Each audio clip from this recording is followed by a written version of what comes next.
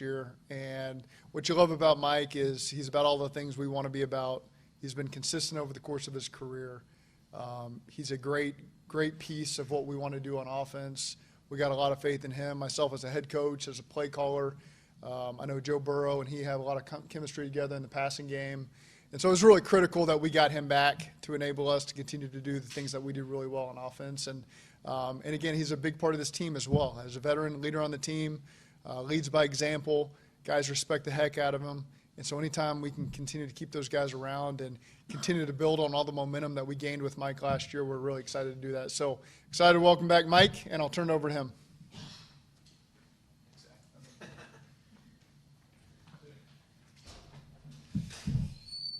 All right, I'll leave it up to you guys. I have no opening statement, so. What does it mean to you, Mike, to be back with a team that obviously had a tremendous offense last year with Joe Burrow? Yeah, it means a ton. It means everything, honestly. This is really all I've been chasing in my career for the last, going on year 8. Just to be valued, to be appreciated, and to be wanted, long term. It's super cool to kind of see all that kind of stuff come to fruition. What does it mean to you to have a multi-year deal after Yeah. the last few years being 1 year? Yeah, absolutely. I mean, this is the longest deal I've had since I got drafted, So it's cool to, especially with the journey that I've kind of been on. I had franchise tag, which was 1 year deal, New England 1 year deal, last year, pretty much just begging everybody in the building to just give me a chance to come to Cincinnati. I knew that if I got my foot in the door here, that it was going to be the perfect situation.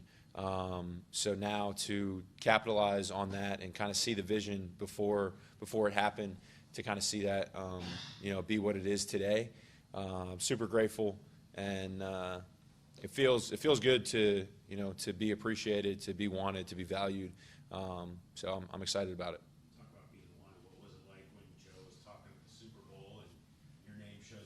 Yeah. Were you expecting that? Did you talk to Joe before that? When you thinking you heard him? Did not talk to Joe before that. I am like that picture on Twitter. You see the dude pointing at himself on the couch. That was me, literally on my couch. I was sitting there with my wife, and I was I literally looked. I was like, Hallie, I think Mike G. I think he's talking about me. So when he said that, it was awesome, just because it shows that the chemistry that we were able to build on the field, and the plays that we made on the field, and the chemistry off the field, it all translated to that. And so it was a really cool moment. We definitely got some good laughs out of it. But I do, I mean, I'm going to work my tail off every single day for the Cincinnati Bengals, but for Joe Burrow, because I mean he did so much for my career last year, just giving me the opportunity and believing in me and trusting in me that, hey, all right, yeah, Mike's going to win. I'm going to throw him the ball here when you got Jamar and T who are attracting attention. But then off the field, doing things like that in the media, just mentioning my name and things like that. So it was awesome. How much do you think? Obviously the Bengals wanted you back, but how much do you think Joe being so much in your corner was a big part of the reason this got done for you? Yeah, I think that definitely helped. I think that definitely helped. Joe, like I said, I owe a lot to him, and I'm super grateful for our friendship, and it's been cool to kind of watch that develop, and definitely having the best quarterback on planet Earth have your back, that helps. How much did that factor in the decision when you could have ended the agency, but how much did you factor that in with whatever the financial compensation would have been had you in the market? Yeah, absolutely. I definitely knew that I was going to take the Joe Burrow tax, so I knew that, and I was like, I'm cool with it, and so it makes it easy to come back to a place like this with a head coach like Zach Taylor, with offense coordinator like Dan Pitcher, and tight end coach James Casey, my guy Brad, who draws up the third down plan. There's so many different guys that that were in the back of my mind as I'm thinking about do I test the market, and you hear about your value and all that kind of stuff and what it could be, and at that point it's just this is what I wanted. I wanted to go to Cincinnati, and I wanted to be in an offense that allowed me to, reach my potential. And I think that this place gives me everything that I'm looking for. How much better do you think you and the offense in general can get next year? Yeah, I mean, there's definitely room to grow. I think that there was a lot of production last year from so many different guys, but I think that there's another level to tap into. So whether it just be myself or collectively as an offensive unit, I think that there's a lot of things that we're going to go back to the drawing board and get back to work. Who have you heard from since the deal leaked out last week? Yeah, I mean, a bunch of teammates here, obviously. There's a couple of them. I've heard from Charlie Jones immediately. He was freaking out. Andre, that's kind of like our squad there. Tanner Hudson hit me up immediately. Chase Brown. Talked to Joe. Joe is, like I said, a man of very few words, but he was excited, so I was excited.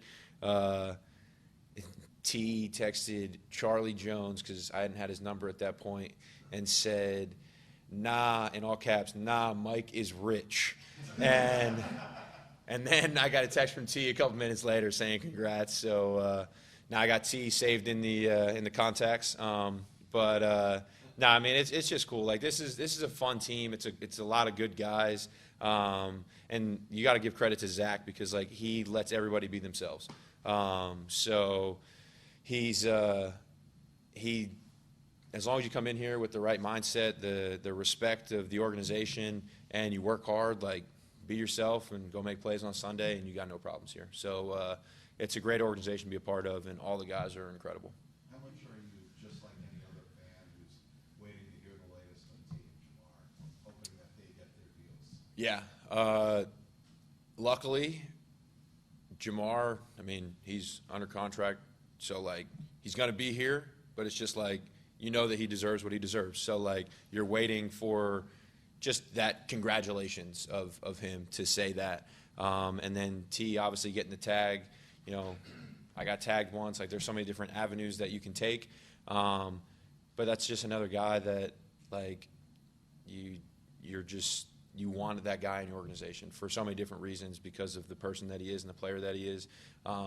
So I do understand his side of it, because when you get tagged, there is so many different ways you can handle it, and I think that he handles it incredibly. And just another guy that you hope gets what he deserves. So then I can text him and say, "Nah, T, you're rich." So.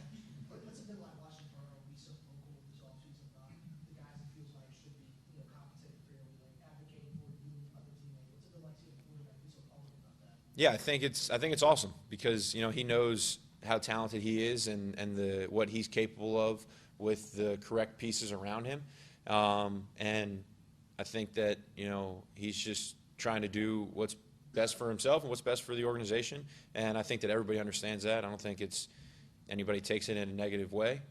So it's cool to kind of see him take that leadership role.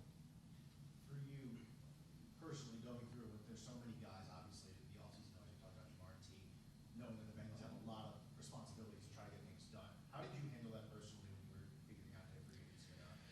Yeah, I mean, I knew going into it, there's a lot of guys that are really talented. You look at Trey and T and Jamar, BJ Hill, the list goes on and on of so many guys that you obviously want to bring back, and you want to make everybody happy, and you want to compensate everybody the way that they want to be compensated. So I'm realistic. I didn't think I should take a massive chunk and then Jamar comes in here mad at me. No, that's not what it is. So I know where it is. I know what my market should be, and I know what I was willing to leave out there to stay here and all that kind of stuff. So you just got to be realistic about it and know what you want, and so that's kind of just how I attacked it. Where was the biggest growth in your game last year? Where do you think you kind of developed the most? I think just being able to play all the spots on the offense. There's a couple times where we were down a couple of receivers, and they would just be like, hey, Mike, like, you're going to play Z, and, like, we're just going to call it how it is. Like, you know all the plays. Yeah, sure, I got it. Like, let's just roll. So I think just the versatility of being able to play a bunch of different spots, because there is unique matchups that you can get, and I think we saw that a couple of different times last year. So I think the more that I can grow and develop in that, and then continue to add more in the run game, I think it's just going to show, what this offense can continue to grow in with, the package that I'm included in. It sounds like BJ just returns, and how, what's that kind of, Look at that. Look at that. Everybody's happy. Everybody's happy. what's that, I mean, what does he bring to the table? Like, what do you get going last year? Yeah, I mean, obviously the player he is, but I think even more importantly that is the guy that he is in the locker room, the leader he is. The city loves him, the fans love him, everybody in the locker room loves him. So that's a huge piece, and that's super exciting to get back for the Bengals organization. So I'm happy for BJ. I'm happy for his family, and I'm sure that he was compensated well. So good for him. All right, guys. Appreciate it. Yep. Thank you. Thank you. Thank you. Yeah, absolutely. Happy to be here.